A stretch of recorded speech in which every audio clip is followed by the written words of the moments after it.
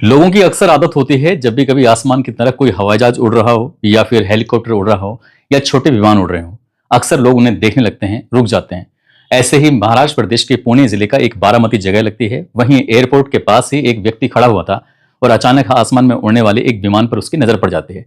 खुद से वो अपने आप से बातचीत कर रहा है और बातचीत करते हुए कहता है कि ये विमान थोड़ा छोटा लग रहा है जो और विमान होते हैं उसके मुकाबले।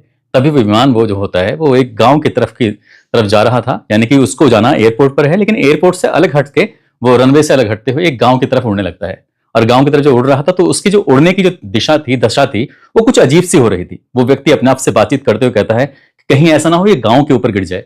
तभी वो सोचता है कि जब इससे पहले कि वो कुछ कर पाता कि कुछ सोच पाता, तब वो विमान वहां से हटता है। हटने के बाद दूसरी जगह तरफ घूमने लगता है, लेकिन जो उड़ रहा है वो उड़ने की जो स्थिति थी, जैसे कोई डगमगाता है, जैसे कि वो अपनी रफ्तार से बिल्कुल अलग चलने की कोशिश कर रहा होता है, ठीक वैसे ही होता है। उस व्यक्ति की जो टकटकी थी, नजर थी उस विमान पर लगी हुई थी और विमान वो उस गांव की तरफ से घूमता हुआ सीधा रनवे की तरफ बढ़ने लगता है। और जैसे रनवे की तरफ बढ़ रहा था, रनवे मुश्किल से मुश्किल 150 या 200 मीटर के आसपास ही रहा था।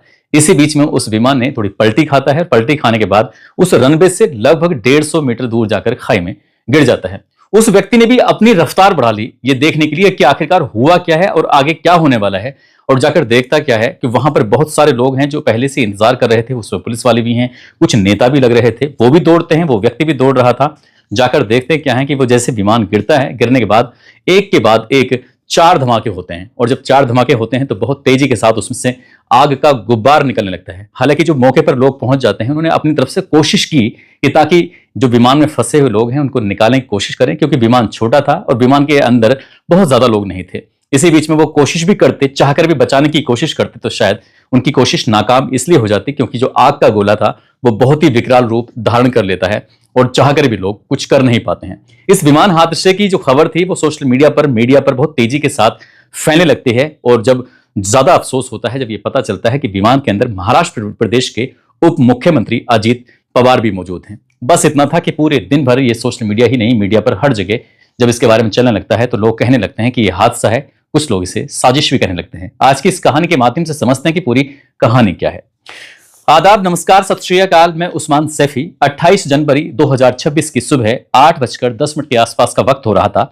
मुंबई के छत्रपति शिवाजी इंटरनेशनल एयरपोर्ट पर लियर जेट 45 LJ45 ये खड़ा हुआ है और महाराष्ट्र के डिप्टी सीएम अजीत पवार का बेसब्री से इंतजार किया जा रहा था। जैसे वो आते हैं, आने के बाद अपने इस जेट में आके बैठते हैं, लियर जेट के अंदर। और जब इसमें बैठते हैं तो अमूमन जब भी हवाई जहाज या जहाज उड़ने वाला होता है तो उड़ने से पहले ही जितने भी उसके अंदर व्यक्ति होते हैं, खासकर जिसमें जिसकी ड्यूटी होती है, उनके बारे में जरूर इंट्रोडक्शन दिया जाता है। और ये जिम्मेदारी थी पायलट के ऊपर। पायलट थे सुमित कुमार। सुमित कुमार ने अपना इंट्रोडक्शन दिया कि साहब मेरा नाम सुमित कुमार है और मुझे 16,000 घंटे हवाई जहाज यानी कि इस तरह के जहाज उड़ाने का पूरी तरह से अनुभव है। और मेरे साथ जो को पायलट है वो शाम्भवी पाठक हैं। साथ ही जो फ्लाइट की अटेंडेंट हैं जिनका नाम पिंकी माली है वो हैं। और साथ ही जो महाराष्ट्र प्रदेश के डिप्टी सीएम होते हैं अजीत पवार, उनके अपने एक साथी होते हैं विदीप यादव, वो भी होते हैं क्योंकि वो सुरक्षा गार्ड में लगे हुए थे, वो उनके पीएसओ के रूप में काम कर रहे थे। इस उनका इंट्रोडक्शन तो नहीं था, लेकिन जो इस फ्लाइट के अंदर मौजूद होते हैं पहले से काम करने वाले पायलट, को पायलट और अटेंडेंट जो होती हैं, तो उनके बारे में बताया जाता है। अब यहां से फ्लाइट उड़ने लगती है तो अजीत पवार के चेहरे पे एक मुस्कुराहट थी, एक हंसी थी, क्योंकि इस जेट में वो पहले भी सफर कर चुके थे और इसमें जो अटेंडेंट होते हैं वो उनके साथ भी उनका लगभग चौथी बार सफर था। तो इसलिए जाने पहचाने चेहरे थे, लेकिन एक रूल होता है जब भी विमान उड़ता है तो उड़ने से पहले एक दूसरे का परिचय जोड़ दिया जाता है। अब इसके बाद फिर यहां से 8:10 पर ये जो विमान था वो मुंबई से सीधा 256 किलोमीटर की दूरी इसको तय करनी थी। बारामती दरअसल महाराष्ट्र प्रदेश का पुणे जिले है और पुणे जिले की ये विधानसभा है और इसी विधानसभा में एक एयरपोर्ट भी है, लेकिन वो बहुत बड़ी मात्रा में नहीं है, उसमें बहुत ज्यादा सुविधाएं नहीं है। लेकिन हाँ, इस तरह के हवाई जहाज आते हैं, रुकते हैं, उतरते हैं, हेलीकॉप्टर वगैरह, तो इसकी तब सबकी सुविधाएं होती हैं। अब लगभग 35 मिनट के आसपास का सफर कंप्लीट हो चुका था और ये जिनका विमान है लियर जेट 45 LJ45, ये अब जैसे ही उस एयरपोर्ट पे पहुंचने वाला है तो एयरपोर्ट में पहुंचने से पहले ही ये अपने बारे में बताते हैं कि हमारा विमान यहां पर पहुंच चुका है, लेकिन हमें जो विजिबिलिटी है वो कुछ साफ साफ नहीं दिखाई दे रही है। 2000 मीटर तक की तो दिखाई दे रही है और रनवे बिल्कुल साफ क्लियर दिखाई नहीं दे रहा है। इधर से दिशा निर्देश देने लगते हैं और दिशा निर्देश देने के बाद फिर इससे कुछ बातचीत होती तो उस जो पायलट होते हैं सुमित कपूर, उन्होंने अपने इस जेट को यहां से लेके जाकर एक बड़ा सा चक्कर लेते हैं और बड़ा सा चक्कर लेने के बाद फिर से वापस आने की वो कोशिश कर रहे थे। और ये बताते हैं कि फिर से जब कोशिश कर रहे हैं कि रनवे पे उतरने की, तो इसी बीच में आवाज जरूर आने लगती है। जो उनकी को पायलट होती हैं शांभवी पाठक, उनकी ओह शिट की आवाज आने लगती है, यानी कि अब कुछ गड़बड़ हुई है। ये हालांकि उन्होंने मेडे पर एक जो कॉल की जाती है, बताया जाता है कि समस्या आ गई है, इमरजेंसी कॉल की जाती है, ऐसी कोई स्थिति आती ही नहीं है। लेकिन उससे पहले ही हाँ, उनकी जो को पायलट होती हैं उनकी ओ शिट करके जो आवाज आने लगती है, तभी ये अंदाजा हो गया था कि हाँ, कुछ ना कुछ बड़ी बात हो गई है। आखिरकार शुरुआत में तो वो जो विमान होता है वो एक गांव की तरफ से उड़ रहा था, और जो उसकी स्थिति होती है वो कुछ अजीब सी हो रही थी। ऐसा प्रत्यक्षदर्शी भी देख रहे थे और वो भी बता रहे थे, क्योंकि वो ठीक से उड़ नहीं पा रहा था। उसके बाद वो घूमकर फिर जब रनवे के पास पहुंचने वाला होता है, 150 मीटर के आसपास का मुश्किल से फासला रहा होगा, लेकिन 150 मीटर से पहले ही वो विमान जेट जो था वो एकदम पलट जाता है, पलट कर जाकर खाई में गिर जाता है। और जैसे ही खाई में गिरता है तो जोर का एक धमाका होता है। ये खाली गिरने की आवाज आती है, उसके बाद फिर एक के बाद एक 3-4 जब धमाके होते हैं, और उन धमाकों के बाद फिर आग का जो गुब्बारा होता है वो बहुत तेजी के साथ आसमान में उड़ने लगता है। 28 जनवरी 2026 की सुबह 8:40 और 1 सेकंड के आसपास का वक्त हो रहा था, क्योंकि एक सीसीटीवी कैमरे में इस धमाके की जो आवाज थी वो रिकॉर्ड हो जाती है। धमाके का दृश्य था, सीन था, वो रिकॉर्ड हो जाता है।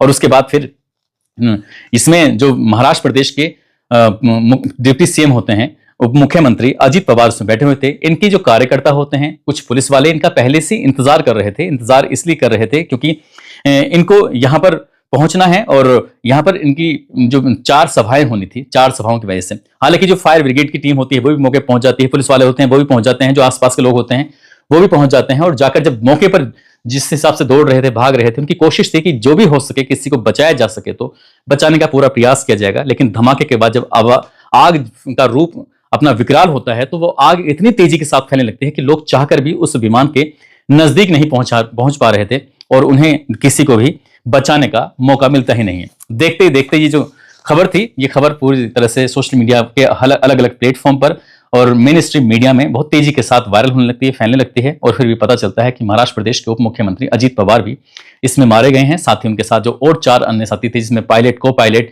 और एक अटेंडेंट होती हैं पिंकी माली, और साथ ही उनका जो सुरक्षा गार्ड थे वो भी इसमें मारे जाते हैं। लेकिन लियर जेट के बारे में अगर हम थोड़ी सी बात करें, तो लियर जेट जो विमान होता है उसमें मोस्टली वीआईपी या बिजनेसमैन या टॉप क्लास के लोग ही सफर करते हैं, क्योंकि इसका सफर बड़ा महंगा होता है, कॉस्टली होता है। और इसमें ये जो उप मुख्यमंत्री थे, इनका अपनी ही विधानसभा के अलग अलग हिस्सों में 4 इनकी सभाएं होनी थी। और पुणे में 5 फरवरी 2026 को एक चुनाव होने वाला था, जिला परिषद एवं पंचायत चुनाव। उसकी मीटिंग के लिए लोगों को संबोधित करना था, उनको बताना था कि आपको किस पार्टी को वोट देना है, कैसे वोट देना है, इस तरह की वोट के बारे में जानकारी देने वाली बात थी। लेकिन इस विमान के क्रैश होने के बाद फिर पूरे देश भर में चर्चाएं होना शुरू हो जाती है। हालांकि जो VSR वेंचर्स होती है, उन्होंने साफ साफ उल्लेख कर दिया था। उन्होंने कहा कि जो हमारे पायलट हैं उनको 16,000 घंटे का अनुभव है, और साथ ही जो को पायलट हैं उनको 1500 घंटे का अनुभव है, और विमान में किसी भी तरह की कोई तकनीकी खामी नहीं है। उन्होंने तो अपना इस तरह का दावा कर दिया, लेकिन इसके बाद भी इसमें जांच पड़ताल होना शुरू हो जाती है। AAIB एयरक्राफ्ट इन्वेस्टिगेशन ब्यूरो की एक टीम तो दिल्ली में पहुंच जाती है, दिल्ली में जहां VSR वेंचर्स की अपनी कंपनी होती है, वहां पर जांच पड़ताल के लिए। और दूसरी जो टीम होती है वो बारामती पहुंच जाती है, ये जांच पड़ताल करने के लिए कि आखिरकार पूरी कहानी क्या है। इसके बाद फिर हर कोई व्यक्ति जानने में जुट जाता है कि अजीत पवार, 66 साल की उनकी उम्र होती है, और वो बारामती विधानसभा से विधायक भी चुने गए थे। अपने ही भतीजे यानी कि युगेंद्र पवार को उन्होंने 1,08,99 वोटों से हराया था। और एनसीपी जो अजीत का गुट है, फिलहाल महाराष्ट्र प्रदेश में इनके अगर इनको छोड़ दें तो 40 विधायक अभी हैं, लेकिन अब टोटल मिला के 41 थे। इनका बीजेपी और शिवसेना जो महाराष्ट्र की पार्टी है उससे इनका पैक्ट होता है, और गठबंधन के तौर पर इनको 59 सीटें मिलती हैं, यानी कि 59 सीटों पर ये चुनाव लड़ सकते थे। और 59 सीटों पर चुनाव लड़ा, और चुनाव लड़ने के बाद 41 सीटों पर उन्होंने विजयी हासिल की, और ये उप मुख्यमंत्री चुने जाते हैं। और साथ ही इनके और जो पदाधिकारी होते हैं, विधायक होते हैं, तो 7 और उनके मंत्री चुने जाते हैं, जिसमें 6 कैबिनेट बताए जाते हैं और 1 राज्य मंत्री होते हैं। इस तरह से इनकी जिंदगी के बारे में लोग जानकारी जुटाने लगते हैं। और इनकी जो पत्नी होती है, इनका नाम सुनित्रा पवार होता है, जो कि साल 2024 में राज्यसभा सांसद चुनी जाती हैं। इनका एक बेटा जिसका नाम पार्थ पवार होता है, जिसने साल 2019 में लोकसभा का इलेक्शन लड़ा था मावल से, लेकिन उसके बाद फिर उसने इस राजनीति से पूरी तरह से दूरी ही बना ली। और जिनका एक बेटा होता है दूसरा, जिसका नाम होता है जय पवार, वो पहले से ही राजनीति से दूर है। इनके जो चाचा हैं वो देश के जाने माने नेता हैं, जिनका नाम शरद पवार है, जो महाराष्ट्र प्रदेश के पूर्व मुख्यमंत्री भी रहे हैं। और इनकी जो सगी चचेरी बहन है, जिनका नाम सुप्रिया सुले है, जो कि बारामती यानी कि इसी जहां पर ये विमान जाना था, जहां पर ये सभाएं होनी थी, उसी जगह की वो सांसद भी होती हैं। अगर हम पायलट की बात करें तो पायलट का नाम सुमित कपूर होता है, जिनको 16,000 घंटे विमान उड़ाने का अनुभव होता है। साथ ही वीएसआर से जुड़े हुए ये जितने भी लियर जेट होते हैं, जो हाई स्पीड वाले होते हैं जेट्स उड़ाने का, उनको बहुत अच्छा खासा अनुभव था, बहुत ज्यादा अनुभवी होते हैं, सीनियर थे। और जो को पायलट होती हैं शांभवी पाठक, वो एक आर्मी ऑफिसर की बेटी होती हैं। ग्वालियर से उन्होंने एयरफोर्स स्कूल से पढ़ाई की थी और एविएशन की उन्होंने राह चुनी। उसके बाद वो मुंबई यूनिवर्सिटी पहुंच जाती हैं और मुंबई यूनिवर्सिटी पहुंचने के बाद एरोनॉटिक्स की पढ़ाई करती हैं और एवियन साइंस में उन्होंने बीएससी की थी। उसके बाद फिर न्यूजीलैंड चली जाती हैं और न्यूजीलैंड जाने का मकसद यही था। साल 2018 और 19 में उन्होंने फ्लाइट की जो बहुत ज्यादा बारीकियां थी वो बारीकियां सीखी, ताकि वो बेहतर से बेहतर एक पायलट बन सके।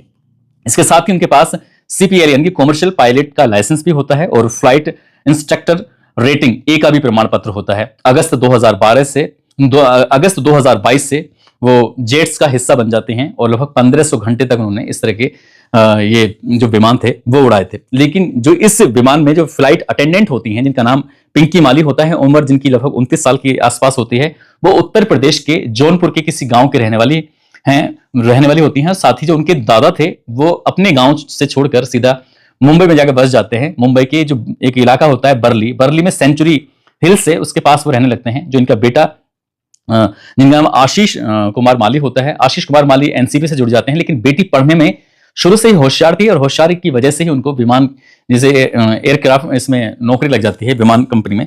और ये अपने लगभग 6 साल तक इन्होंने 3 साल तक इन्होंने इंटरनेशनल एयरपोर्ट अंधेरी में काम किया। उसके बाद फिर वो 6 साल से लगातार जो जेट फ्लाइट होती है उसका हिस्सा बन जाती हैं, और जिसमें क्या वीवीआईपी यात्री या फिर बड़े बड़े बिजनेसमैन या बहुत नामी गिरामी हस्तियां होती हैं, उनके साथ ही सफर करने का, उनकी अटेंडेंट, उनकी हेल्प करने का इनको मौका मिलता था। इसी तरह से ये भी इस हादसे का शिकार हो जाते हैं। और जो उनका पीएसओ होता है अजीत पवार के, जिनका नाम होता है विदीप जाधव, जो कि विटावा ठाणे मुंबई के रहने वाले होते हैं। साल 2009 में उनकी मुंबई पुलिस में नौकरी लग जाती है। उनके घर में उनके माता पिता और पत्नी, उनके एक बेटा और बेटी, वो भी इस हादसे में जब विदीप जाधव की मौत हो जाती है, तो जब घर वालों को, परिवार वालों को इस बात की जानकारी लगती है, तो परिवार वालों का रो रो कर बुरा हाल हो जाता है। अभी बहुत सारी जगहों पर कहीं ये बताया जा रहा है कि कहीं हादसा है तो कहीं साजिश की बात कर रहे हैं, लेकिन फिलहाल इस मामले की उच्च स्तरीय जांच चल रही है। पूरे देश भर में इस बात को लेकर चर्चा है। लोग सोचने पर मजबूर हैं कि आखिरकार यह हादसा हुआ है तो क्यों हुआ है, कैसे हुआ है। दोस्तों, इस पूरे घटनाक्रम को सुनाने का उद्देश्य किसी को परेशान करना नहीं है, किसी का दिल दुखाना नहीं है, बल्कि आपको जागरूक करना है, आपको सचेत करना है। जिस तरह से यह हादसा हुआ है, वाकई इसने पूरे देश को हिला कर रख दिया है।